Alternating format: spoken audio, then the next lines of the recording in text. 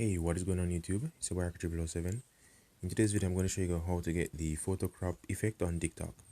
So first things first, what you need to do is to click the plus, and there are two ways in which you could get this effect. So you could click the plus icon in the middle there, and then what you need to do is to click on effects.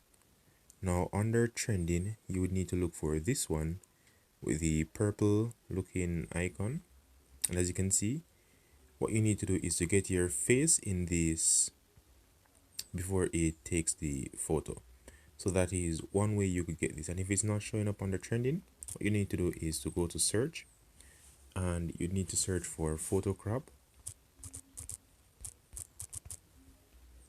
You need to search for photo crop challenge, and as you can see, we have the effects there, and you could simply tap the effect and add it to your favorites.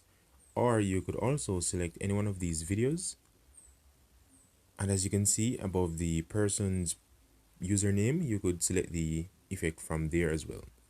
So that is how you'd have access to the photo crop effect filter, or the effect, so you could do this challenge. So I hope you guys enjoyed this video. Hope it was useful. Thank you guys for watching. Hacker 7 out.